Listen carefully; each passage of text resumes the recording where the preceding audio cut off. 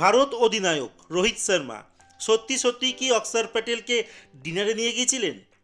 বাংলাদেশ ম্যাচে পরপর 2 বলে 2 উইকেট পেয়েছিলেন অক্ষর প্যাটেল, দাঁড়িয়েছিলেন হ্যাট্রিকের সামনে, কিন্তু হ্যাট্রিক বলে সোজা ক্যাচ ফেলে দেন রোহিত শর্মা।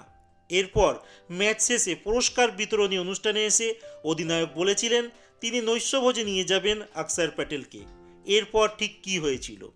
অক্ষর প্যাটেল জানিয়েছেন রোহিত শর্মা এখনও তার কথা পালন করেননি, এখনও তাকে ডিনারে নিয়ে যাননি। তবে অক্ষর প্যাটেলের আশা সামনে কয়েকটা দিন ভারতের খেলা নেই, তখন হয়তো রোহিত শর্মা তাকে ডিনারে নিয়ে যাবেন। ভারতের পরের খেলা রবিবার নিউজিল্যান্ডের বিরুদ্ধে, আর এই দুই দল ইতিমধ্যেই সেমিফাইনালে পৌঁছে গেছে। বিদায় নিয়েছে আয়োজক দেশ পাকিস্তান এবং বাংলাদেশ। ভারত নিউজিল্যান্ডের মধ্যে ম্যাচের রেজাল্ট ঠিক করবে এই গ্রুপে শীর্ষে কোন দল থাকবে।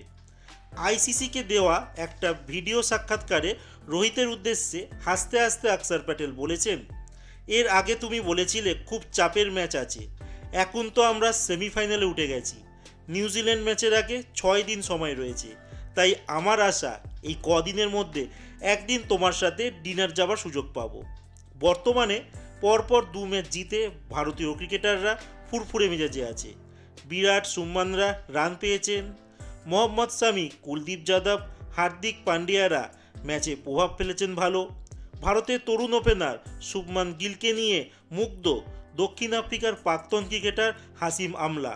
তিনি বলেন ভারতের কাছে বড় অস্ত্র হলো শুভমান।